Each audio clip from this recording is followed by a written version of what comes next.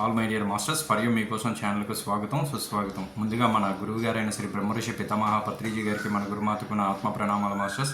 Okay masters, ఈరోజు మన ఛానల్కి సీనియర్ పిరమిడ్ మాస్టర్ గారైన బిందు మేడం గారు రాజమండ్రి నుంచి వచ్చారు మాస్టర్స్. మేడం గారు చెప్పబోయే టాపిక్ ఇక జీవితం మీ చేతుల్లో అన్న టాపిక్ చెప్పబోతున్నారు మాస్టర్స్. ఓకే మాస్టర్స్, మేడం గారికి వెల్కమ్ చెప్పుకుందాం. Okay madam, please welcome madam, continue your session madam. Thank you madam. నమస్తే ఫ్రెండ్స్, డివైన్ మార్నింగ్ అందరికీ శుభోదయం. మాస్టర్స్ అందరికీ కూడా నా యొక్క కృతజ్ఞతలు, అభివందనలు. నిన్న మనం ఎక్కడైతే క్లాస్ స్టార్ట్ చేసుకుందాము. ముందుగా గురువు గారిని ఇన్వైట్ చేసుకుందాము. బ్రహ్మర్షి సుభాష్ పత్రిజీ గారి యొక్క సోల్ స్టార్ చక్రాన్ని ఇన్వైట్ చేసుకుంటూ, అలాగే జ్వాలకుల్ మహర్షి, భూమాత యొక్క సోల్ స్టార్ చక్ర, అవతార్ బాబాజీ గారి యొక్క సోల్ స్టార్ చక్ర, మహా అవతార్ బాబాజీ, అలాగే పరమశివుడు గారి యొక్క సోల్ స్టార్ చక్ర, వీళ్ళందరి యొక్క సోల్ స్టార్ చక్ర మన మీటింగ్ లో ఉన్న మన అందరి యొక్క సోల్ స్టార్ చక్రాన్ని ఇన్వైట్ చేసుకుంటూ మూల చైతన్యం కనెక్ట్ అయ్యి మన పూర్ణాత్మలతో కనెక్ట్ అవుతాం ఫ్రెండ్స్. Thank you. చక్కగా మనం ఎప్పుడు ఏ క్లాస్ చేసుకున్నా మాస్టర్స్ ని ఇన్వైట్ చేసుకుని వాళ్ళ యొక్క శ్వాసతో మన శ్వాసని కనెక్ట్ చేసుకుని హైయర్ డైమెన్షన్స్ ఫ్రీక్వెన్సీలో కనెక్ట్ అయినప్పుడు జ్ఞానం అనేది మన ఆత్మలోకి వెళ్ళి ఉంటుంది మై డియర్ ఫ్రెండ్స్. సో ఎప్పుడు కూడా ధ్యానం అంటే మన హయ్యర్ సెల్ఫ్ తో కనెక్ట్ అయి ఉండాలి. మనసు, బుద్ధి, ఆత్మ మనస్సు స్థితి దాటి బుద్ధి స్థితిలోకి వచ్చన్న వాళ్ళే ధ్యానంలోకి వస్తారు. దాన్ని ఆలోచించి ఎందుకు వచ్చాము, ఏం చేయాలి, ఎవరు నేను, ఎందుకు వచ్చాను అన్న ఆలోచన ఇవి జరిగినప్పుడు మనలో అవి వేరుపడతాయి అన్నమాట. సో ముందుగా నిన్న మనం ఎక్కడైతే స్టాప్ చేసుకున్నామో, నిన్న కొన్ని పాయింట్స్, ముఖ్యమైన పాయింట్స్ చెప్తాను నేను. పూర్తిగా చదవాలంటే మీకు సమయం ఎక్కువ టైం తీసుకుంటుంది. సో మెయిన్ పాయింట్స్ చెప్పి దాని మీద కొద్దిగా వివరణ ఇచ్చుకుంటూ ముందుకు వెళ్తున్నాం. సో మనం ఏం చెప్పుకుంటున్నాం అంటే, మనము గతాన్ని వదిలిపెట్టేయాలంటే క్షమించడానికి సిద్ధంగా ఉండాలి. గతం అనేది ఆల్రెడీ చెప్పిన పాయింట్సే. Past is history, future is mystery, presents are gifts. So presents are gifts అంటే ఏంటి? ప్రెజెంట్ ఆర్ ప్రెజెంట్స్ గిఫ్ట్లు అన్నమాట. మనకి ప్రకృతి ద్వారా ఇచ్చే బహుమతులు, బహుమానం. వర్తమానం ఒక బహుమానం అంటాం కదా! సో వర్తమానంలో జీవించండి. భూతకాలం భూతం లాంటిది, భవిష్యత్తు అయోమయం, వర్తమానం వరం లాంటిది. వర్తమానంలో జీవించండి అని మాస్టర్స్ చెప్తున్నారు. దాన్ని ఏం చేయాలి? వర్తమానంలో జీవించాలంటే మనము గతాన్ని వదిలిపెట్టేయాలంటే క్షమించడానికి సిద్ధంగా ఉండాలి. మొదట మనల్ని మనం క్షమించుకుని, తర్వాత అందరినీ క్షమించి వేసి, గతాన్ని వదిలిపెట్టేసేందుకు మనం నిర్ణయించుకోవాలి. నేను గతాన్ని వదిలిపెట్టే వదిలిపెట్టేయడానికి నిర్ణయించుకున్నాను అని అనుకోవాలి. నిర్ణయం తీసుకోవాలి మనం. గతాన్ని మనం వదిలిపెట్టేస్తా అంటే ఎవరెవరు ఏం చేశారో అవన్నీ గుర్తుపెట్టుకుంటాం. మా అత్తగారు ఇలా చేసిందండి, నా భర్త ఇలా చేసేవాడండి. కొంతమందికి సొంత తల్లే, కన్న తల్లే బాధ పెడుతూ ఉండేది. ప్రతీదీ కూడా కర్మ సిద్ధాంతం ఉంది కదా మనకి, దానికి తగ్గట్టు. ఫస్టు నేను విన్నప్పుడు చాలా బాధేసేది. ఏంటి కన్న తల్లి కూడా ఇంత కఠోరంగాను ఇలా ఉంటుందా? తన పరిస్థితిని బట్టి. తను డిప్రెషన్‌లో ఉందనుకో, పిల్లల్ని కూడా బాధపెడుతూ హింసిస్తూ ఉంటది. సొంత తల్లి కూడా అలాగే ఉంటది. 2, 3 చోట్ల నేను వినడం, చాలా ఆశ్చర్యపోవడం, ఆ తర్వాత కర్మ సిద్ధాంతం తెలిసాక ఇట్లాగుంటాయి సిట్యుయేషన్స్ అని తెలుసుకున్నాను.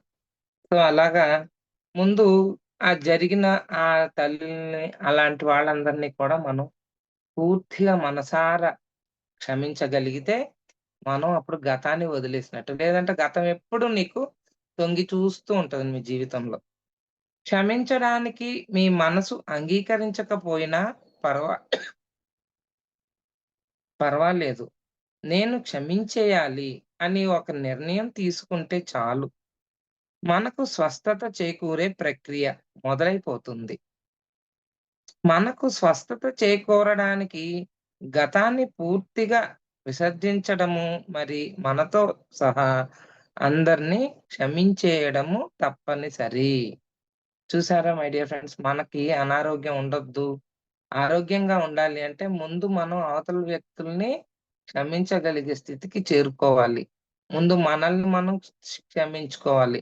ఎందుకు మనల్ని మనం క్షమించుకోవాలంటే మన పట్ల మనకే కొంచెం వేరే భావన, అంటే సరికాని భావనలు ఏర్పడుతూ ఉంటాయి. మనం దివ్యాత్మ స్వరూపంలో ఉంటున్నాం. మళ్ళా మనం చేసే పనులు కొన్ని మనకే కొన్ని నచ్చవు. పొద్దుటే లెగుదాం అనుకుంటాం, లెగలేం. లేట్‌గా లేసి మళ్ళా మనల్నే తిట్టుకుంటాం. నేను ఎంత అనుకున్నా లెగలేకపోతున్నాను. ఏం చేసినా లెగను. నన్ను ఈ ఈ జన్మలోకి నేను మారనేమో, ఇంతేనేమో, అసలు ఏం చెయ్యాలి అని తల పట్టుకొని కూర్చుంటాం. కొన్ని కొన్ని సమస్యలు, కొన్ని దానికి ఆన్సర్స్ ఉండవు. అలాంటియన్నీ తెలీవు మనకి ఎలాగా అని. సో, ముందు మనల్ని మనం క్షమించుకోవాలి. ఏది జరిగినా ఓకే. అది ధ్యానం చేసాక కూడా జరుగుతున్నాయనుకో, కారణం లేనిదే జరగవు. సో, ప్రతిదానికి ఒక కారణం ఉంటుంది. కాజ్ అండ్ ఎఫెక్ట్ సిస్టమ్ అంటాం. కార్యకారణ సంబంధం అంటాం. సో, మనం నువ్వు నాకు అనుగుణంగా ప్రవర్తించకపోయినా పర్వాలేదు. నిన్ను నేను క్షమిస్తున్నాను. మరి నిన్ను క్షమించడం వల్ల నేను స్వేచ్ఛాజీవినైపోతాను అని గాఢంగా అనుకున్నా చాలు. మనము ఆ గతపు పరిస్థితుల నుండి విముక్తులైపోతాం. సో, పూర్తిగా క్షమించలేకపోయినా నిన్ను నేను క్షమించడానికి నిర్ణయించుకున్నాను. ఏంటి, ఎవరన్నా వ్యక్తి, ఏ వ్యక్తి అయినా మన జీవితంలో మనల్ని చాలా బాధపెట్టి, ఇబ్బంది పెట్టి ఉంటాడు. అలాంటి వ్యక్తుల్ని మనం క్షమించలేము అనుకుంటాం. కానీ ఈ సమయంలో వాళ్ళని మనం క్షమించాల్సొస్తుంది. అప్పుడేం చేయాలి? కనీసం నువ్వు నాకు అనుగుణంగా, ఆళ్ళు మనకి అనుగుణంగా ప్రవర్తించరు. ప్రవర్తించకపోయినా సరే, నేనేం చేస్తున్నాను? పర్వాలేదు. నిన్ను నేను క్షమిస్తున్నాను అనుకోండి. అనుకుంటే మీకే తెలుస్తది ఆ డిఫరెన్స్. ఎప్పుడైతే మనం అవతలి వ్యక్తిని క్షమిస్తామో, వాళ్ళ దగ్గర నుంచి వచ్చే థాట్స్ మనల్ని తాకవన్నమాట. లేదంటే ఎప్పుడు మన ఆళ్ళ గురించి ఆలోచిస్తే వాళ్ళు వెంటనే మన గురించి, వాళ్ళకి బ్యాడ్ ఫీలింగ్స్ కదా! మనం సరిగ్గా చేయట్లేదు. ఎప్పుడు కంప్లెయింట్ చేయడానికి వెతుకుతా ఉంటారు మనలో పాయింట్స్ అన్నీ. అందుకు మనం థాట్ రిలీజ్ చేయంగానే ఆళ్ళ థాట్ కనెక్ట్ అయిపోతది. సో, చాలా ఉన్నాయి థాట్ లెక్క. సో, ముందు మనం క్షమించగలగాలి. అన్ని అనారోగ్యాలు క్షమాగుణము లేకపోవడము వలననే ఉత్పన్నం అవుతున్నాయి. చూసారా ఫ్రెండ్స్? క్షమాగుణం లేకే మనకి రకరకాల రోగాలు ఉత్పన్నమవుతున్నాయట. మనము ఎప్పుడైనా ఏదైనా అనారోగ్యముతో ఉన్నప్పుడు మనము ఎవరినైనా క్షమించాలేమోనని మన హృదయాల్లో వెతకాలి. ఈ పాయింట్ బాగా గుర్తుపెట్టుకోండి. ఎప్పుడన్నా మనకు ఒంట్లో బాగోలేదు, చాలా కొంచెం కష్టం అనిపిస్తుంది, తగ్గట్లేదు అనుకున్నప్పుడు ఎవరినైనా క్షమించాలేమో, నేను ఎక్కడైనా ఏదైనా పొరపాటు చేశానేమో క్షమించడంలో అని ఒకసారి ఆలోచించాలట. మనము ఎప్పుడైనా ఏదైనా అనారోగ్యముతో ఉన్నప్పుడు మనము ఎవరినైనా క్షమించాలేమోనని మన హృదయాల్లో వెతకాలి. మనము ఎవరినైతే క్షమించడానికి చాలా కష్టపడతామో, వారినే మొదట క్షమించేయాలి. ఇది ఈ ఎంత కష్టం అంటే క్షమించడం. ఒక చిన్న ఎగ్జాంపుల్ చెప్తాను. ఒక భార్యాభర్తలున్నారు. భార్య ఎంత నమ్మకంతో ఉందంటే, భర్త శ్రీరాముడు నాకు అసల ఎటువంటి అన్యాయం చేయడు అని, అంటే చిన్న వయసులో, అప్పట్లో ఆ రోజుల్లో బాగా చిన్న వయసులో పెళ్ళిళ్ళయిపోయి, ఇంకా తల్లిదండ్రుల దగ్గర నుంచి బయటకి 13, 14 ఏళ్ళకే బయటకొచ్చేస్తారు.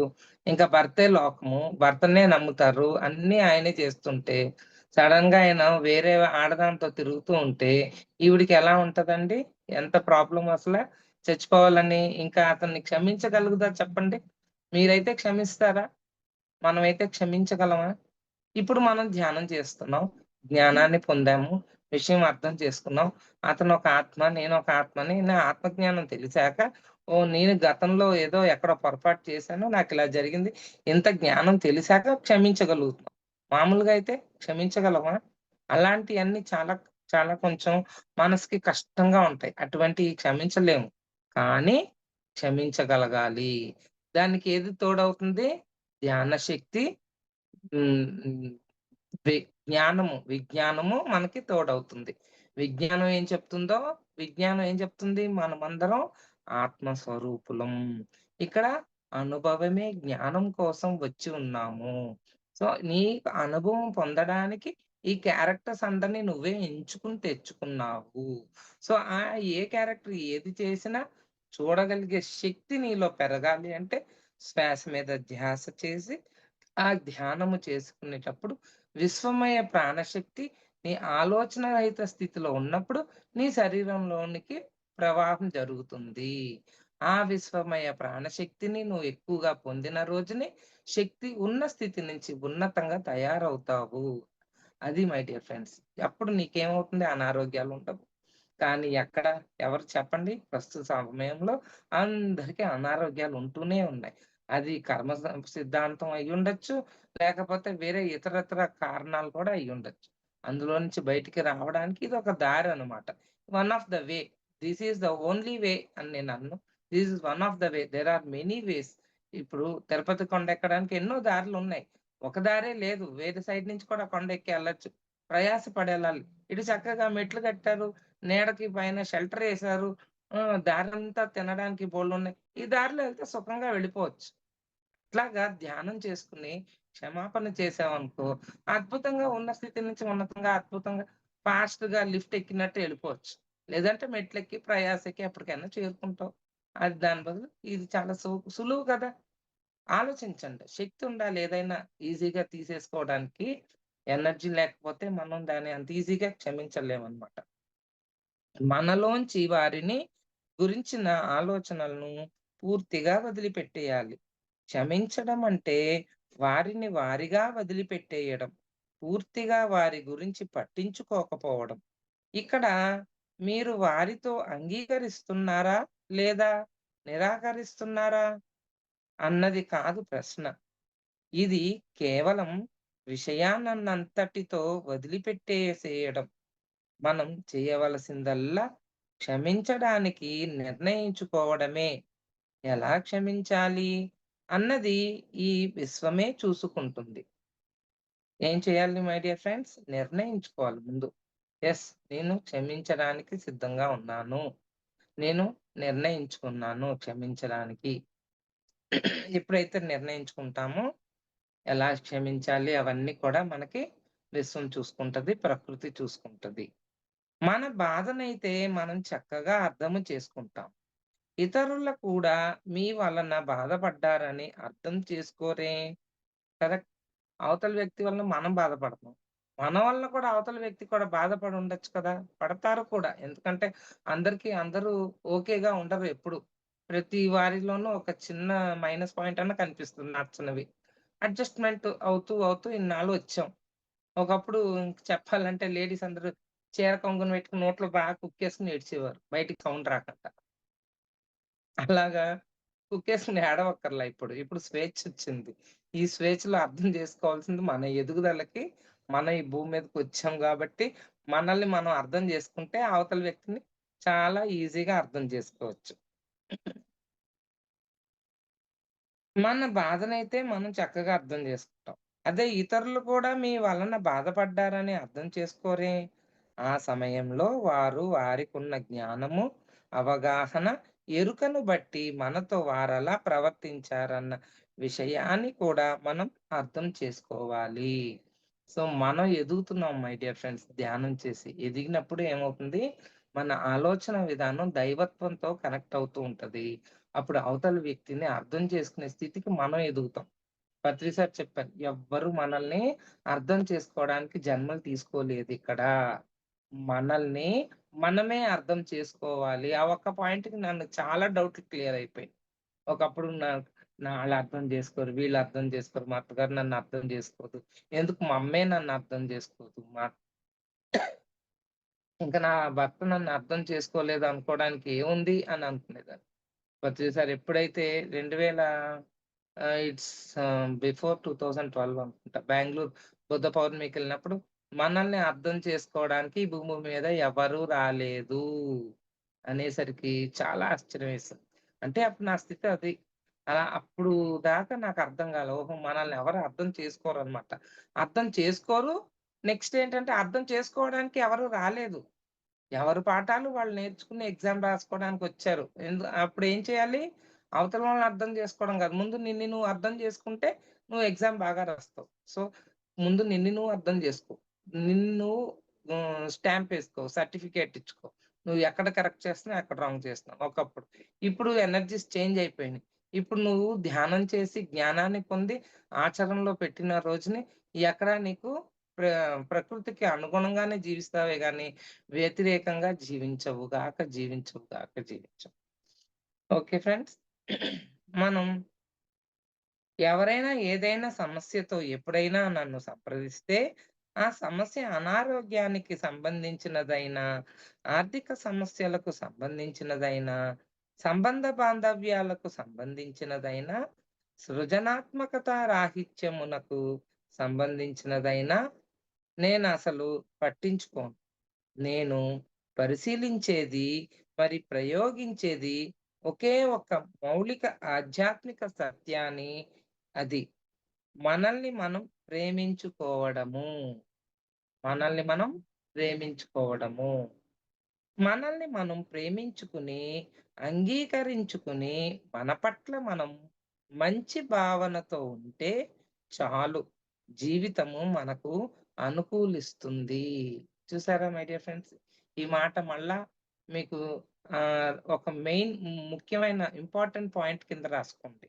మనల్ని మనం ప్రేమించుకుని, అంగీకరించుకుని, మన పట్ల మనం మంచి భావనతో ఉంటే చాలు.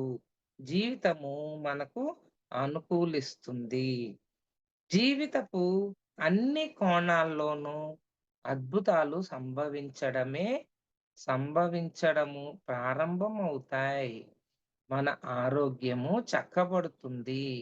మన ఆర్థిక పరిస్థితి మెరుగుపడుతుంది. మన సంబంధ బాంధవ్యాలలో సఖ్యత లభిస్తుంది. మనల్ని మనం మరింత సృజనాత్మకతతో వ్యక్తపరుచుకోగలుగుతాము. ఇవన్నీ మన ప్రయత్నం కూడా అవసరము లేకుండానే ఆహ్, అవంతట అవే జరిగిపోవడము కూడా గమనించగలుగుతాము. చూసారా? ఒక చిన్న క్షమాపణకి అది కూడా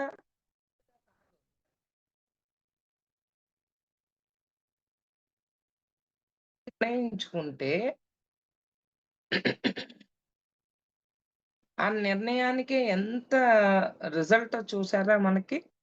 చక్కగా మనల్ని పూర్తిగా అంగీకరించేసుకుంటే, మనల్ని మనం పూర్తిగా ప్రేమించేసుకుంటే, ప్రకృతి కూడా మనల్ని క్షమించేస్తది. ఇవన్నీ మన ప్రయత్నం లేకుండానే, అవసరం లేకుండానే అవంతట అవే జరిగిపోవడము కూడా గమనించగలుగుతాము. మనల్ని మనం ప్రేమించుకోవడము, మనల్ని మనం ఉన్నదున్నట్లుగానే అంగీకరించుకోవడము, మన పట్ల మనము మంచి భావనతో ఉండడము, మనల్ని మనం సంరక్షించుకోవడము, సృష్టి పట్ల పరిపూర్ణ విశ్వాసంతో ఉండడము, అన్నిటికీ మనము అర్హులమని భావించడము మొదలైనవి మన మనసుని నిర్మాణాత్మకముగా తీర్చిదిద్దుతాయి. సో చూడండి ఎటువంటి పాజిటివ్ మంచి అఫర్మేషన్స్ లాగా ఉన్నాయి చక్కగా. మనల్ని మనం ప్రేమించుకోవడము, మనల్ని మనం ఉన్నది ఉన్నట్లుగానే అంగీకరించుకోవడము, మన పట్ల మనము మంచి భావనతో ఉండడము, మనల్ని మనం సంరక్షించుకోవడము, సృష్టి పట్ల పరిపూర్ణ విశ్వాసంతో ఉండడము. చూసారా? సృష్టి పట్ల మనం ఎలా ఉండాలి? పరిపూర్ణ విశ్వసించాలి. అంటే ఫెయిత్ ఉండాలి. విశ్వాసంతో ఉండడము. అన్నిటికీ మనము అర్హులమని భావించడము. 6 పాయింట్లు మై డియర్ ఫ్రెండ్స్ ఇక్కడ. ఈ 6 పాయింట్స్ మనం రోజు గుర్తుపెట్టుకోవాలి. మొదలైనవి మన మనసుని నిర్మాణాత్మముగా తీర్చిదిద్దుతాయి. ఈ భావనల మన జీవితాల్లో మయమైన సంబంధాల్ని, కొత్త ఉద్యోగాన్ని, జీవించడానికి నూతనమైన ప్రదేశాన్ని, ఇంకా మన శరీరపు బరువుని సహజం చేయడం లాంటి వాటిని కూడా సమకూర్చుతాయి.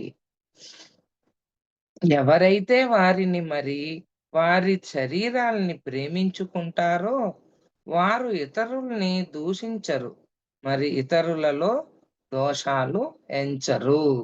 సో ఎవరిని వారు ప్రేమించుకుంటారో వాళ్ళు ఏం చేస్తారు? ఇతరుల్ని దూషించరు. ఇతరులలో తప్పు కనిపెట్టరన్నమాట. మన పట్ల మనం మంచి భావంతో ఉండడము, మరి మనల్ని మనం పూర్తిగా అంగీకరించుకోవడము అనే భావాలే ప్రస్తుత క్షణములో మన జీవితాలలో అన్ని కోణాల్లో శుభప్రదమైన మార్పులు సంభవించడానికి అవసరమైన కీలక అంశాలు. నా దృష్టిలో మనల్ని మనం ప్రేమించుకోవడం అనేది దేనికి గాని, ఎప్పుడూ గాని మనలో మనం తప్పులు ఎంచకపోవడంతో మొదలవుతుంది. సో, మనలో మనం తప్పుల్ని ఎంచొద్దు మై డియర్ ఫ్రెండ్స్. మనం ఏం చేయాలి? ఎ ఎందుకు చేస్తున్నాం? దేనికి చేస్తున్నాం? ఒకవేళ ఉపయోగం లేదనుకోండి, మానడానికి ప్రయత్నించండి. అంతేగాని మనల్ని మనం తప్పు పట్టుకోవద్దు మనం. నేనింతే, నేనింక మారను, నా వల్ల కావట్లేదు ఇలాంటియన్నీ అనుకోవద్దు. ఎక్కువగా పాజిటివ్‌గా ఉందాం. ఈ తప్పులెంచడం అనేది మనల్ని మార్పు చెందుటకు ప్రయత్నించడము వద్దే కట్టిపడేస్తుంది. మనల్ని మనం అర్థం చేసుకుని, మనతో మనం సున్నితంగా వ్యవహరిస్తే చాలు. ఈ ఆత్ ఆత్మనిందలోంచి బయటపడవచ్చు. మనం ఏం చేస్తున్నాం? ఆత్మనింద చేస్తున్నామనమాట. ఆత్మనింద నుంచి బయటపడమంటున్నారు. మిత్రులారా, ఇన్ని సంవత్సరాలుగా మిమ్మల్ని మీరు ఎత్తి పొడుచుకుంటూ గడుపుతున్నారు. అది మీకెటువంటి ప్రయోజనాన్ని చేకూర్చలేదు. ఇప్పుడు మిమ్మల్ని మీరు మంచిగా ఒప్పుకోవడానికి ప్రయత్నించి చూడండి. ఏమవుతుందో చూస్తారు కదా! చక్కగా ఇందులో లూయిస్ ఎల్‌హే చెప్పింది, పాటించింది. ఇప్పుడు నేనున్నాను. నాకు ఒక్కొక్కసారి అనుకుంటాను తినకూడదు, వెయిట్ పెరిగిపోతున్నాను. ఆకలేస్తే ఇంక ఆగను. అటు ఇటు చూడకుండా శుభ్రంగా తినేసి ఏ టైం ఉన్నా తర్వాత ఆలోచిస్తాను. ఎందుకు తిన్నాను? అనవసరంగా తిన్నాను.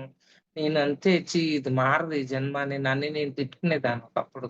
ఇప్పుడు కొంతకాలంగా కొన్ని అంటే మరి ఇయర్స్ అని చెప్పలేను. జస్ట్ 2, 3 ఇయర్స్ నుంచి ఓకే. ఆరోగ్యంగా ఉంటే చాలు. ఇది కాదు. నేనేదో నాకనిపించింది చేస్తున్నాను. నేను ఆరోగ్యంగా ఉంటాను.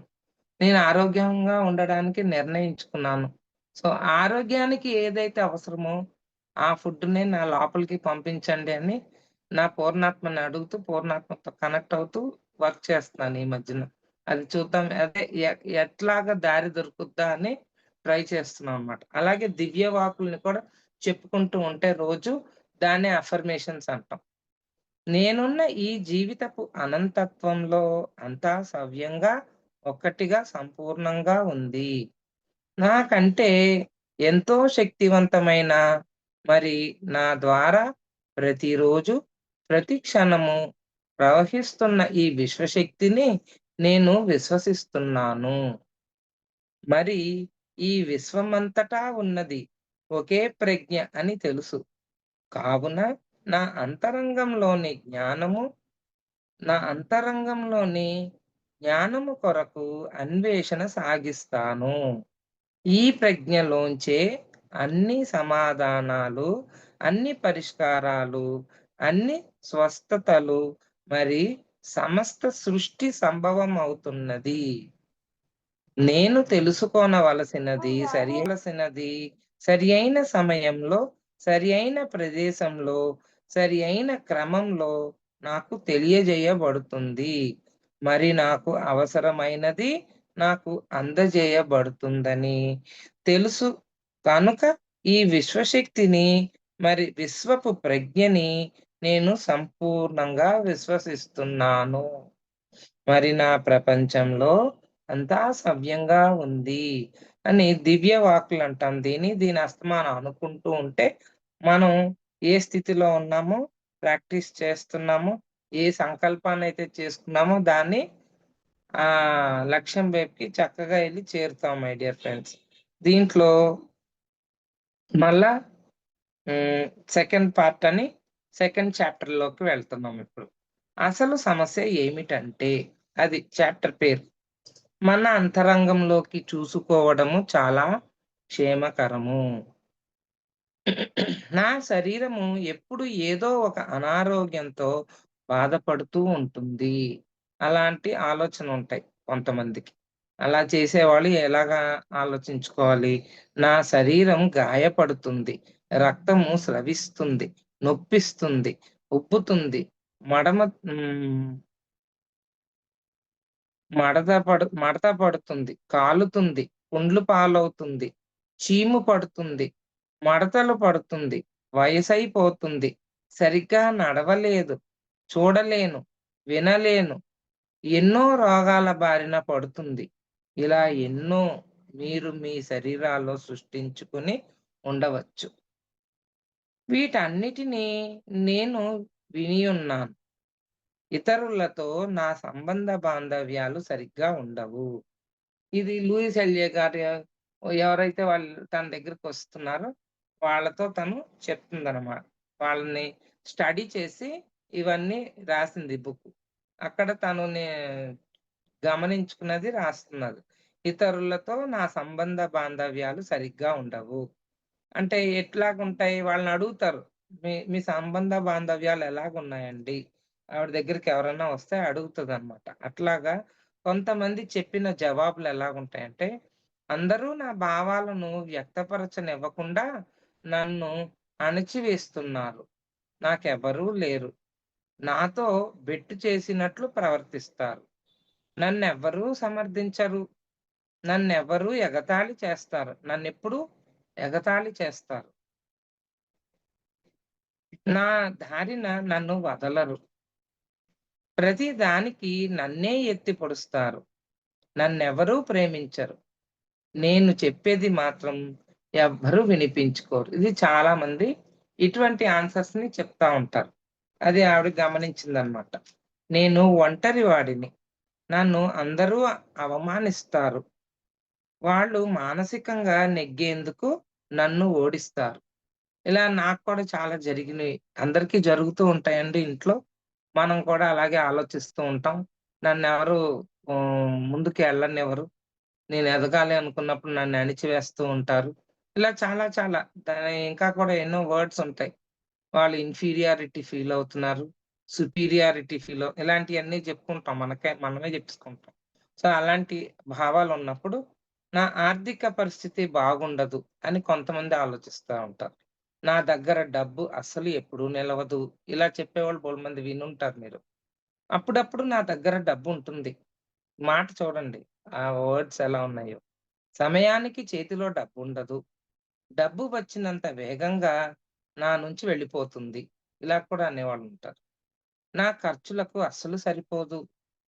అప్పుడప్పుడు నేను డబ్బు పోగొట్టుకుంటాను.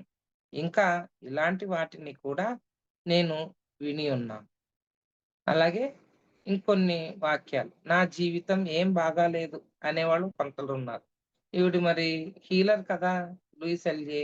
సో, ఈవిడ దగ్గరికొచ్చినప్పుడు ఈ ఇలాంటి ఆన్సర్స్ ఆవిడ విని ఉందనమాట. అది చెప్తున్నారు. నా జీవితం ఏం బాగాలేదు అని అనేవాళ్ళు కూడా చాలామందున్నారు. నేను చేయాలనుకున్నవి అస్సలు చెయ్యకపోతున్నాను. నేనెవరిని మెప్పించలేకపోతున్నాను. నేనేం చేయాలో నాకు అర్థం కావడం లేదు. ఇది చాలా మంది చెప్తారు. నేనేం చేయాలో నాకేం అర్థం గావట్లేదు. ఎప్పుడు ఆ సమస్య అలాగే ఉంటుంది అని అనుకునేవాళ్ళు బోలెడుమంది. నా టైం ఎప్పుడు బాగుండదు అలాగా. నా ఆశలు, అవసరాలు ఎప్పటికి తీరేది అని కొంతమంది వాళ్ళనాళ్ళే విసుక్కుంటారు. నేను చేసేవన్నీ ఇతరుల కోసమేనా? నన్నందరూ అవసరాలకు వాడుకొని వదిలేస్తారు. నేనేం చెయ్యాలో ఎవరికీ అవసరం లేదు. నాలో ఏ టాలెంట్లు లేవు. నేనేది సక్రమంగా చెయ్యను. నేను అన్ని పనులు వాయిదా చేస్తుంటాను. నాకు ఏది అనుకూలించదు. ఇంకా ఇలాంటి పరిస్థితులనెన్నో మీ జీవితాల్లో మీరు సృష్టించుకుని ఉండవచ్చు. ఇవి నేను విని ఉన్నాను. నా వద్దకు ఎవరైనా ఏదైనా సమస్యతో వస్తే, వారి జీవితం ఎలా ఉందని నేను ప్రశ్నించినప్పుడు, వారిచ్చే సమాధానాలలో పై వాటిలో ఏదో ఒకదాన్ని లేదా కొన్నిటిని బదులిస్తారు. వారికి వారి సమస్య తెలుసనుకుంటారు. కానీ ఈ సమస్యలన్నీ వారి అంతరాలోచన విధానాల వల్ల ఏర్పడిన బహిర్ప్రభావాలని నాకు తెలుసు. ఇంకా లోతుగా ఆలోచిస్తే ఈ అంతరాలోచన విధానాల అట్టడుగున మరో ఆలోచన విధానం ఒకటి ఈ బహిర్ప్రభావాలన్నిటికీ మూల హేతువుగా ఉంది. అదేమిటో ఇప్పుడు పరిశీలిద్దాం. నేను మొదటగా నా క్లయింట్స్‌ని ఈ క్రింది ప్రశ్నలను అడిగి, వారిచ్చే సమాధానాల్లో వారు వాడుతున్న పదజాలాన్ని పరిశీలిస్తాను. సో, లూయి సెల్య గారు ఏం చేస్తారు, ఆవిడ దగ్గరకు వాళ్ళు వచ్చినప్పుడు వాళ్ళ ప్రాబ్లమ్స్‌ని చెప్పేటప్పుడు, వాడు ఎటువంటి వర్డ్స్‌ని వాడుతున్నారు, ఏ మాటల్ని వాళ్ళు ఎక్కువగా యూజ్ చేస్తున్నారు అని ఆవిడ అబ్జర్వ్ చేస్తూ ఉంటారట. ఆళ్ళిచ్చే కొన్ని క్వెషన్స్ ఏంటంటే, ఈవిడేసేదేంట, "మీ జీవితంలో ఏమి జరుగుతోంది? మీ ఆరోగ్యం ఎలా ఉంది? మీరు మీ జీవనోపాధికి ఏ ఉద్యోగము చేస్తారు? మీ ఆర్థిక పరిస్థితి ఎలా ఉంది? మీ ప్రేమ వ్యవహారాలు ఎలా ఉన్నాయి? చివరగా మీ సంబంధము ఎలా అంతమైంది? అంతకు ముందుటి సంబంధము ఎలా అంతమైంది? మీ బాల్యం గురించి కాస్త చెబుతారా?" ఇలాంటి క్వెషన్స్ ఏస్తారనమాట లూయిస్ ఎల్‌గే వచ్చిన వాళ్ళ దగ్గర. అప్పుడు వాళ్ళిచ్చే సమాధానాలు, వారు సమాధానాలు చెప్పే సమయంలో వారి శారీరక కదలికల్ని వారి ముఖ కవళికల్ని గమనిస్తాను. కానీ ఎక్కువగా వారు ఉపయోగిస్తున్న పదజాలాన్ని శ్రద్ధగా వింటాను. ఎందుకంటే ఆలోచనలు, మాటలే మన భవిష్యత్తుని సృష్టిస్తాయి. ఆలోచనలు మన మాటల్ని సృష్టిస్తాయి. అలా వినడం వలన ప్రస్తుతము వారా సమస్యతో ఎందుకున్నారో అర్థమవుతుంది. కొన్నిసార్లు వారు వాడే పదాలకు, వారి సమస్యలకు అసలు పొంతనే ఉండదు. అప్పుడు వారికి వారి సమస్య గురించి తెలియదని, లేదా వారు నిజం చెప్పడం లేదని అర్థమవుతుంది. ఈ విధంగా ఏదో ఒక విషయం తేలిన తర్వాత వారి సమస్యలను పరిష్కరించడానికి ఎక్కడి నుండి ప్రారంభించాలోనని నాకు ఆధార ఆధారాలు దొరుకుతాయి. తర్వాత వారి చేతికి ఒక పెన్ను, పేపరు, ప్యాడ్ ఇచ్చి ఆ పేపర్ పై భాగంలో క్రింది విధంగా అలా అంటే రాయించుకుంటారనమాట. నేను ఖచ్చితంగా చేయాల్సినవన్నీ ఏంటి అని ఒక లిస్ట్ రాయండి. దాన్ని ఆవిడ అన్ని బేరీ జేసి మంచి, చెడు అన్నీ ఎలాగా కనిపెడతారు. వాళ్ళలో ఎటువంటి తప్పులున్నాయని. పై ఆళ్ళు నేను ఖచ్చితంగా చేయాల్సినయని ఒక 4 లైన్‌లు. ఆ పేపర్‌పై రాయమంటారు. కొంతమంది ప్రారంభించడానికే కష్టపడతారట. అసలు ఏం రాయాలో తెలీదట వాళ్ళకి. ఏమేం చేయాలి, ఖచ్చితంగా రోజు వంట చేయాలి. ఇలాంటివుంటాయి కదా! మనం పిల్లల్ని చూసుకోవాలి, ఇల్లు సర్దుకోవాలి, నేను ఉద్యోగానికెళ్ళాలి, డబ్బు సంపాదించాలి. ఇలాంటివి కొన్నుంటాయి ఖచ్చితంగా చేయాల్సినవి. కానీ వాళ్ళు ఓపెన్ అవ్వరు my dear friends. First of all మనం ధ్యానం అయితే చేస్తే ముందు నువ్వు ఓపెన్‌గా బయటికి రావాలి. నీ లోపల ఏదైతే ఉందో అది ఓపెన్‌గా చెప్పడానికి రెడీగా ఉండాలి. దాచుకున్నావనుకో ఎవరికీ ఉపయోగం లేదు. ఎవరికీ తెలియకూడదు నా గురించి. నేను చెప్పకూడదు బయటికి. నా పరువు పోతది. పరువేంటి? అసలు నువ్వు ఆనందంగా ఉండు. ఆఖరికి నువ్వు చచ్చిపోతే పరువా అది? కాదు కదా! సో, ఉండి చేయాల్సింది చాలా ఉంది. మనం ఇలాంటి వాటిల్లో ఇరుక్కుపోవడం వలన ఏమవుతుంది, ముందుకెళ్ళలేమనమాట జీవితంలో. ముందు ఓపెన్‌నెస్ అనేది చాలా అవసరం. సో, నమ్మకంగా ఉన్నవాళ్ళు ఎవరైనా ఒకళ్ళుంటే జీవితంలో వాళ్ళకి అన్నీ చెప్పొచ్చు మనం ఫుల్లుగా. తర్వాత వారు వ్రాసిన ప్రతి వాక్యాన్ని చదవమంటాను. ఖచ్చితంగా ఇలానే ఎందుకు చేయాలి అని వారు చదివిన ప్రతి వాక్యాన్ని ప్రశ్నిస్తాను. వారిచ్చే సమాధానాలు చాలా ఆసక్తిగా, వారిని గురించి తెలియజేసేలాగా ఉంటాయి. మా అమ్మ చెప్పింది కాబట్టి. ఎందుకు ఈ పని చేయాలనుకుంటున్నావు? కొన్ని చేయవలసిన పనులుంటాయి. అది రాయమని పట్టీ ఇచ్చింది. ఆ పని ఎందుకు చేయాలనుకుంటున్నావమ్మా అంటే, మా అమ్మ చెప్పింది గాబట్టి చెయ్యాలండి నేను అని కొంతమంది ఆన్సర్స్ ఇస్తారు. కొంతమంది, అమ్మో! అలా చేయకపోతే ఎలా? నాకు భయం తల్లి. నేను అలాగే జేస్తాను అని అంటారట. ఇంకోళ్ళు ఎందుకంటే, నేను చాలా పద్ధతి గల వ్యక్తిని. అందుకని అవే జేస్తారట. బాగుందే! అందరూ అలానే చేస్తారు గదా! అని ఇంకోళ్ళంటారట. అందరూ అలా జేస్తారు కాబట్టి ఇతను గూడా అదే జేస్తాడు. అలా కూడా ఉన్నాం చాలామంది. అలాంటి ఆలోచనలు గూడా మనకు కలుగుతూ ఉంటాయి. ఇంకా నేను చాలా సోమరి, చాలా పొట్టి, చాలా పొడవు, చాలా లావు, చాలా బక్క, చాలా నత్తి, నేనెంత అందంగా ఉండను, నేనంత నేనంత అందంగా ఉండను, నాకా భాగ్యం లేదు అంటూ కొనసాగుతాయి వారి సమాధానాలు. వారు ఏ నమ్మకాలు అతుక్కుపోయారో, మరి ఏ ఆలోచన విధానాలలో తమని తాము పరిమితం చేసుకున్నారో, పై సమాధానాల వల్ల నాకు అవగతం అవుతాయి. సో, దాని వలన ఆవిడకి అర్థమవుతది అవతల వ్యక్తి ఎక్కడ బాధపడుతున్నాడో, బాధపడుతున్నదో అని. వారు చెప్పిన సమాధానాలకు నేనటువంటి వాక్యాలు చెయ్యను. ఖచ్చితంగా అనే విషయం గురించే నేను మాట్లాడతాను. మిత్రులారా, ఈ ఖచ్చితంగా అనే పదము ఒకానొక వినాశకారి అయిన పదము. దేన్ని మన భాషలోంచే తొలగించాలి. ఖచ్చితంగా అలాగే చేయాలి అని మనం చెబుతున్న ప్రతిసారి అలా చెయ్యకపోతే తప్పు అనే అర్థము స్ఫురిస్తుంది. చూసారా? ఖచ్చితంగా చెయ్యాలి అనుకునే తప్పు ఒకవేళ తేడా వచ్చిందనుకో చాలా బాధపడిపోతాం. అమ్మో! ఇది ఇలాగే చేయాలేమో! తెలీదు మనకి. తెలుసని మనం అనుకుంటాం. కానీ తెలియదని చెప్తున్నారు.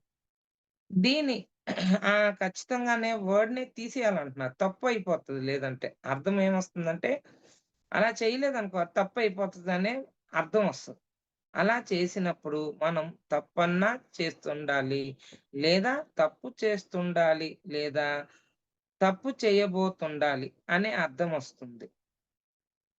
జీవితంలో అన్ని తప్పులవసరం తెలుసుకుంటాను. మనం చేయాల్సిన పనులను ఎంపిక చేసుకోవడానికి మనకు పూర్తి స్వేచ్ఛ ఉండాలి. ఖచ్చితంగా ఇలానే చెయ్యాలి అనే పదజాలాన్ని మన పరిభాషలోంచి తొలగించి, దాని స్థానంలో ఇలా చేయాలనిపిస్తే చెయ్యొచ్చు అనే పదజాలాన్ని ఉపయోగించాలి. ఇలా చేయాలనిపిస్తే చెయ్యొచ్చు. నీకెలా చేయాలనిపిస్తుందో, ఆ పద్ధతిలో ఆ పనిని నువ్వు చెయ్యి అని చెప్పి వదిలేసావనుకో, వాళ్ళకి ఎలా నచ్చితే అలా చేస్తారు. ఆ తర్వాత నువ్వు అది కరెక్ట్‌గా ఉందా? తప్పుగా ఉందా? లేపోతే సరికానిదా అని మనం వెళ్లి చెప్పొచ్చు. ముందు నుంచే నువ్వు దీన్ని ఖచ్చితంగా ఇలాగే చెయ్యి అని అన్నావనుకో, వాళ్ళకి రాకపోతే కాళ్ళు, చేతులు వణుకొస్తాయి.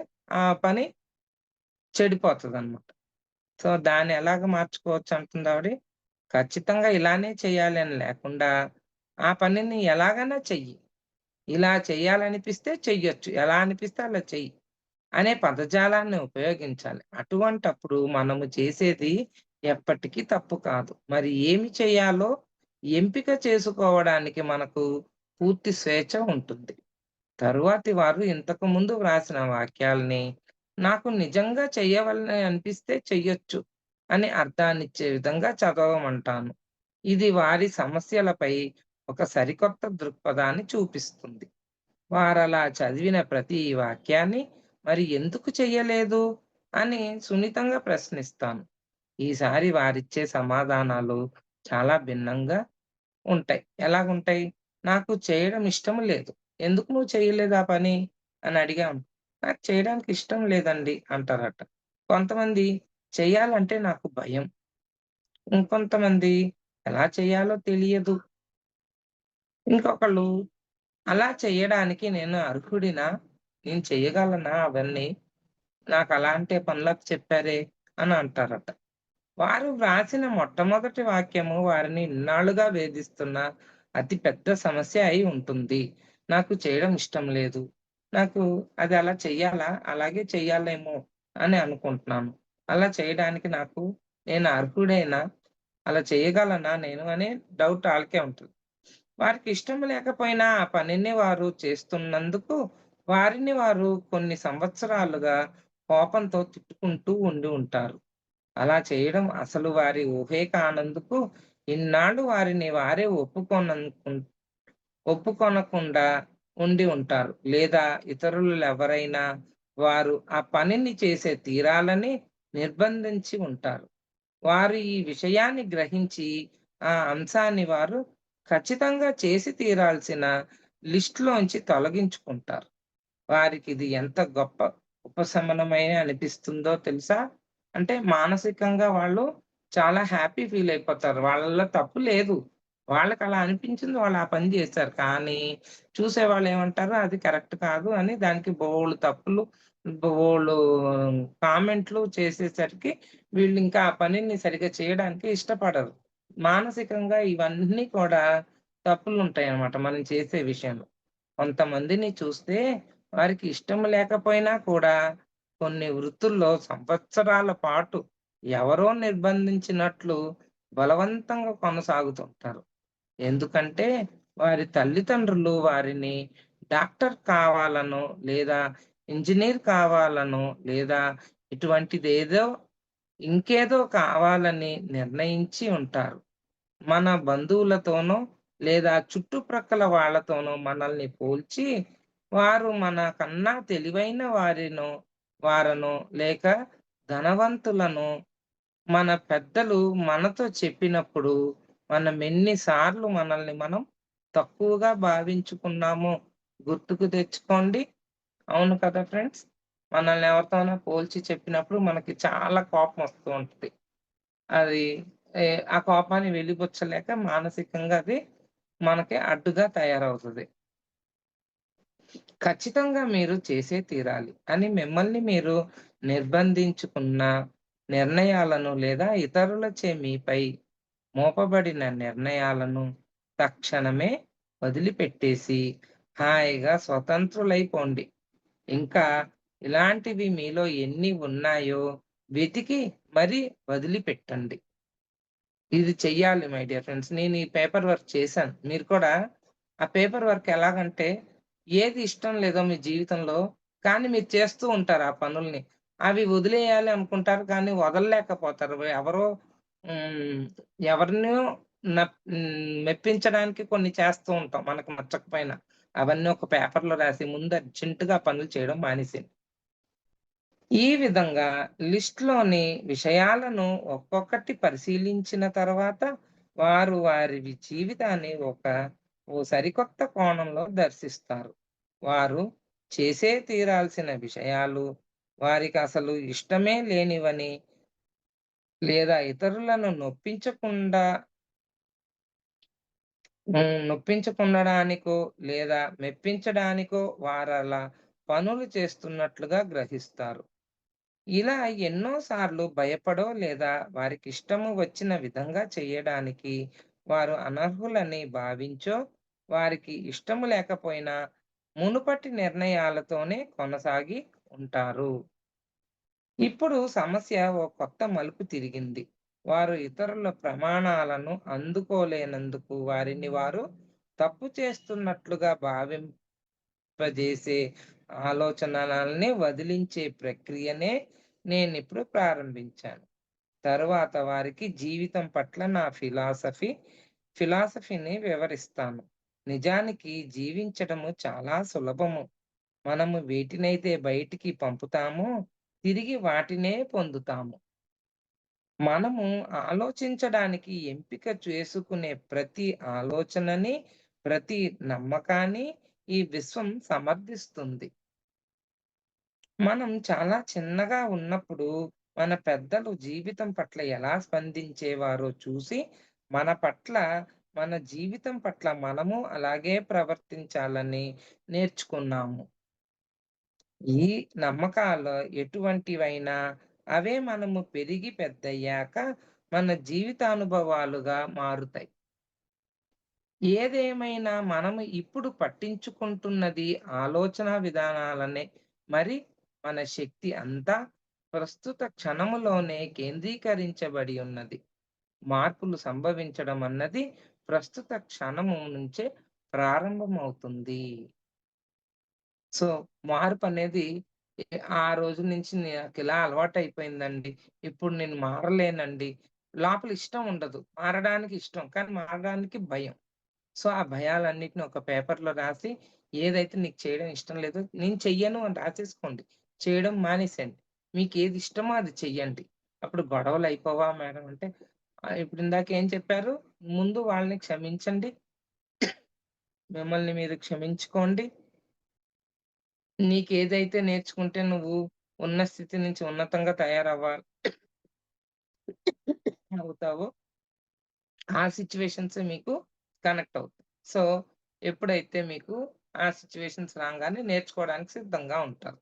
లేదంటే చూడండి ఇందాక చెప్పినట్టు కొన్ని ఇష్టం లేని ఉద్యోగాలు కష్టపడి చేసి, చేసి మనిషి అలిసిపోయి ఆనందం లేకుండా, సుఖం లేకుండా, డబ్బు ఇసురోమనుకుంటూ ఆఫీస్‌కెళ్ళి ఇసురోమనుకుంటూ దేవుడా! అనుకుంటూ అనుకుంటారు కొంతమంది.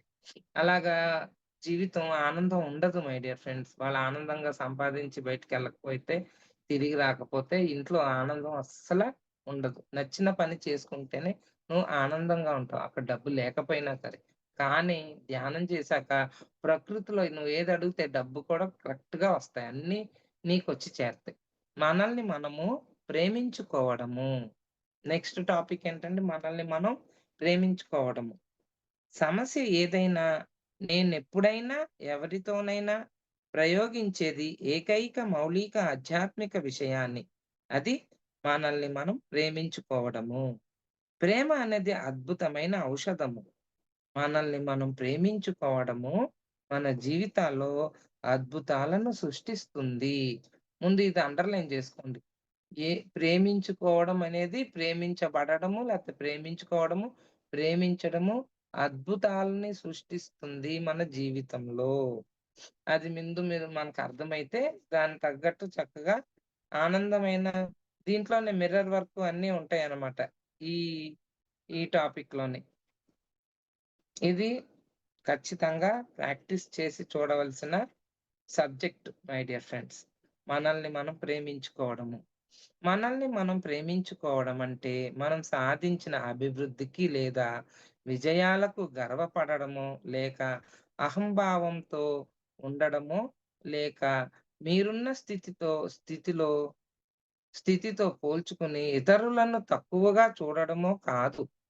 ఇవన్నీ మీ అంతరంగంలోని భయం వలన ఉత్పన్నమైన భావనలు.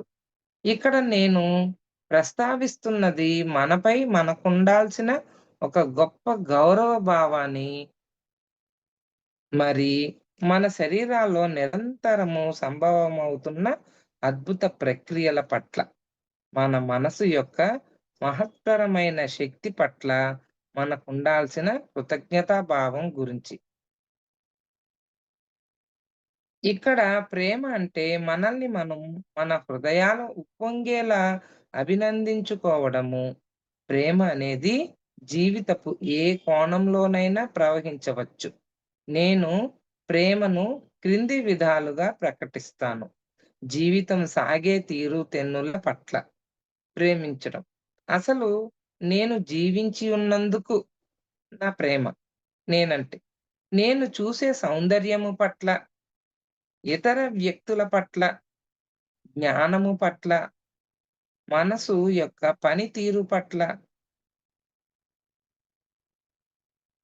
మన శరీరాల పట్ల, మరి వాటి పనితీరు పట్ల, జంతుజాలము పట్ల, పక్షుల పట్ల, చేపల పట్ల, చుట్టూ ఉండే పచ్చదనము పట్ల, అంటే నువ్వు దేన్ని ప్రేమిస్తున్నావని. ఈ సృష్టి పట్ల, మరి సృష్టి యొక్క అద్భుత వ్యక్తీకరణ పట్ల నేను ప్రేమను ప్రకటిస్తున్నాను. పై వాటికి మీరింకా ఎన్ని చేర్చగలరో చూడండి. ఇప్పుడు మనము ఎన్ని విధాలుగా మనల్ని మనం ప్రేమించుకోమో చూద్దాం. ఇప్పుడు దేన్ని ప్రేమించేసాం అయిపోయినాయి ప్రేమించడాలు. ఇప్పుడు ఎందుకు మనల్ని ఎందుకు ప్రేమించుకోమో అయి కొన్ని వాక్యాలు ఆవిడ చెప్తుంది. మనల్ని మనం విడవకుండా నిరంతరం తిట్టుకుంటా పోతాము. మనం తీసుకునే ఆహార పదార్థాల ద్వారా ఆల్కహాల్ లాంటి వాటిని సేవించడం వల్ల, మరి డ్రగ్స్ తీసుకోవడం ద్వారా మన శరీరాన్ని పాడు చేసుకుంటాము. మనం పడము అని నమ్మడానికే ఎంపిక చేసుకుంటాము. మన అవసరాలకు తగినట్లుగా డబ్బు ఖర్చు పెట్టడానికి వెనుకాడుతాము. మనల్ని అభివృద్ధి పదంలో నడిపించే విషయాల్ని వాయిదా వేస్తాము.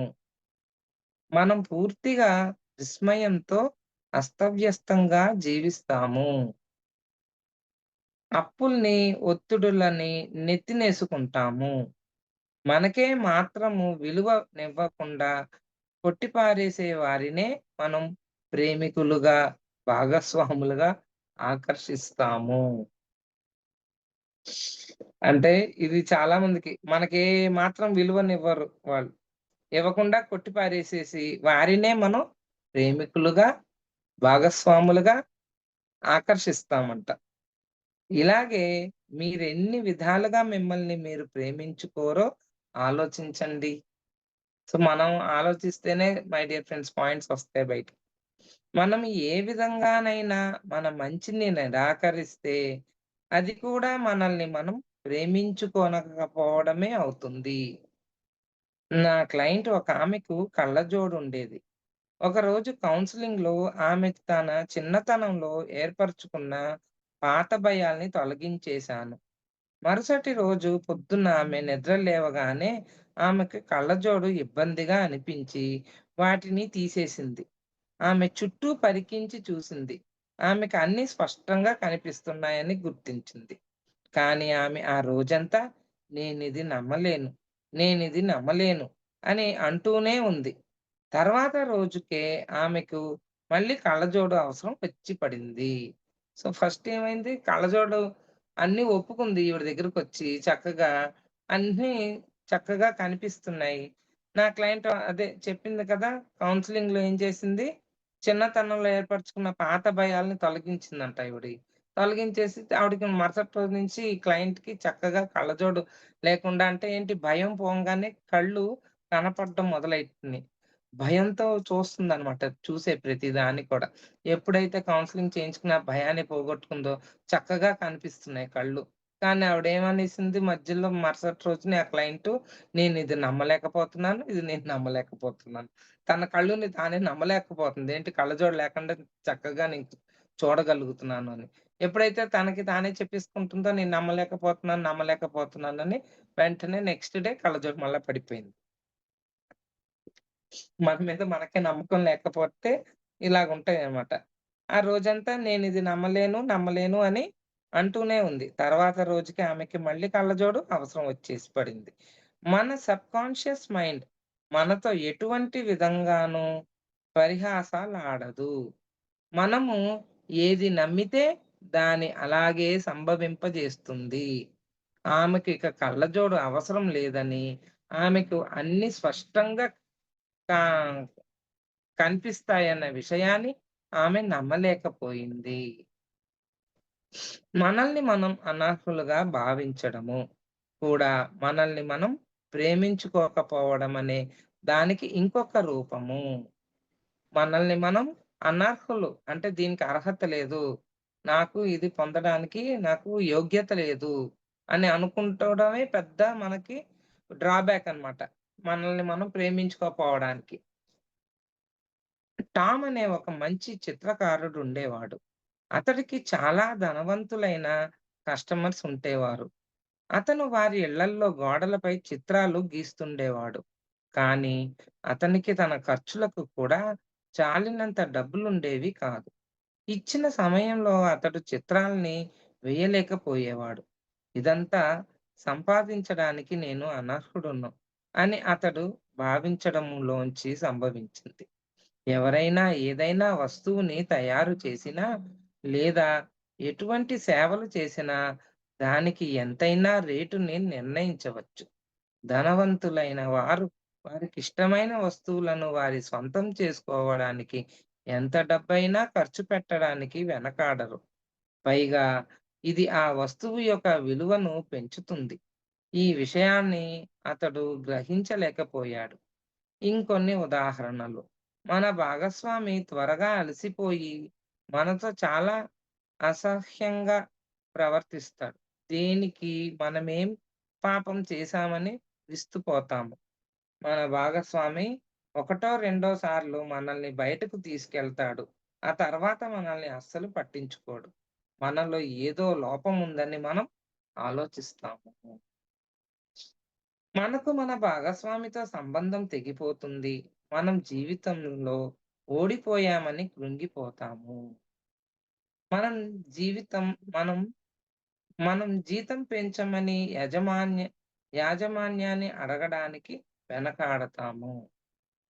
పత్రికలలో, టీవీలలో, సినిమాలలో వచ్చే తారల శరీరాలలో మనల్ని పోల్చేసుకుని మనల్ని మనం తక్కువగా భావించుకుంటాము.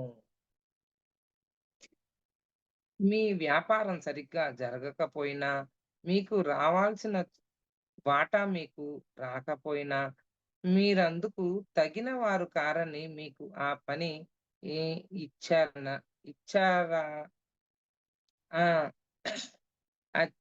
అచ్చిరాదని భావిస్తారట. మీ వ్యాపారం సరిగ్గా జరగకపోయినా, మీకు రావాల్సిన వాటా మీకు రాకపోయినా, ఓహ్! నాకు అచ్చి రాదు. ఇది నేను చేసినా వేస్ట్. చాలామందుంటారు. ఈ బిజినెస్ బాగోలేదండి. నాకు అచ్చి రాలేదండి. ఆడు బట్టల కొట్టు పెట్టాడు. నేను పెట్టాను. చాలామంది ఉన్నారు. బిజినెస్‌లో చాలా పోటాపోటీగా ఉంది ఇక్కడ ఫుల్లు. అందుకనే నాకు అచ్చి రాలేదండి. అది కూడా అంటారు. హస్తవాసి కొన్ని కొన్ని నమ్మకాలు దాంతోనే బతుకుతున్నారు జనాలు. మీరు ఎవరితోనైనా దగ్గరయ్యేందుకు భయపడతారు. ఎందుకంటే, అదెక్కడ సెక్స్ సంబంధానికి దారి తీస్తుందో అని లోపల భయపడుతుంటారు. మీరు సొంతంగా నిర్ణయాలు తీసుకోవాలంటే వెనకాడతారు. ఎందుకంటే, మీరు తీసుకునే నిర్ణయాలు తప్పకుండా తప్పవుతాయని మీరు ముందే నిర్ణయించుకుంటారు కాబట్టి. పై విధాలుగానే కాక మరెన్నో విధాలుగా మీరు అనర్హులనే భావాన్ని మీరు వ్యక్తపరుస్తారో గమనించండి. ఎన్ని రకాలుగా మీరు బయటకు మాట్లాడతారో మిమ్మల్ని మీరు గమనించుకుంటూ ఉండండి మై డియర్ ఫ్రెండ్స్. పసిపిల్లలు చాలా పరిపూర్ణులు. పసిపిల్లలుగా ఉన్నప్పుడు మరెంత పరిపూర్ణులే తెలుసా? పసిపిల్లలు పరిపూర్ణులయ్యేందుకు ఏమీ చేయనవసరం లేదు. ఎందుకంటే వారు పరిపూర్ణంగానే ఉంటారు. వారికి విషయం తెలిసినట్లుగానే వారు ప్రవర్తిస్తారు. వారు ఈ విశ్వానికి కేంద్రాలని వారికి తెలుసు. వారికేది కావాలో అడగడానికి వారేమాత్రం సంకోచించరు. వారు వారి భావాల్ని నిర్మొహమాటంగా వ్యక్తపరుస్తారు. ఒక పసిపాపకు కోపమొస్తే ఏమవుతుందో మీకు తెలుసు. నిజానికి ఆ వీధి మొత్తానికి తెలుస్తుంది. అదే వారు సంతోషంగా ఉంటే ఆ ఇంటిని వారి నవ్వులతో వెలిగిస్తారు. ఈ విషయము మీకు తెలుసు. వారు ఎప్పుడూ పూర్తిగా ప్రేమతో నిండి ఉంటారు. పసిపిల్లలు ప్రేమను పొందకపోతే చచ్చిపోతారు. కానీ పెరిగి పెద్దయ్యాక మనం ప్రేమ లేకుండా ఎలా బ్రతకాలో నేర్చుకున్నాము. పసిపిల్లలు అలా బ్రతకలేరు. పసిపిల్లలు వారి శరీరంలోని ప్రతి భాగాన్ని ప్రేమించుకుంటారు. వారి శరీరాల నుండి విసర్జించబడే మలమూత్రాలను సైతము వారు ప్రేమిస్తారు. వారికా అనూహ్యమైన ధైర్యం ఉంది. మీరు అలాగే ఉండేవారు. మనమంతా అలాగే ఉండేవాళ్ళం. తర్వాత మన చుట్టూ ఉన్న పెద్దల మాటలు విని ఎలా భయపడాలో, ఎలా ప్రేమరహితంగా జీవించాలో, ఎలా మన దివ్యత్వాన్ని దిగజార్చుకోవాలో నేర్చుకున్నాము.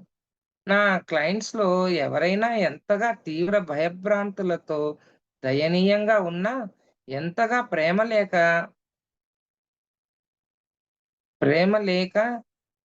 హృదయాలతో ఉన్నా నేను నమ్మను. నా పనంతా వారిని కాలంలో వెనక్కి తీసుకెళ్ళి నిజంగా వారు ప్రేమించుకునేది వారికే తెలుసుకునే విషయాన్ని వారికి తిరిగి గుర్తుకు చేయడమే. So, టైముందా friends? 11:30 అయిపోయింది మేడం. నెక్స్ట్ క్లాసు మళ్ళా మిర్రర్ రేపు వర్క్ ఉంటుంది. ఆ! రేపు చెప్తానండి. థాంక్ యూ ఓకే ఫ్రెండ్స్ నాకు ఈ అవకాశం థాంక్స్ థ్యాంక్ యూ. అండి. Thank thank you. You sir. Thank you అండి. మా బాగా మాస్టర్స్‌కిను, చెప్పారు. ప్రేక్షకులందరికీ నా యొక్క కృతజ్ఞతలు. Okay madam. ఫర్ యూ మీకోసం మన ఛానల్కి వచ్చి ఎంతో ఆత్మజ్ఞానం అందించారు masters. Thank you madam. Thank you. Thank you.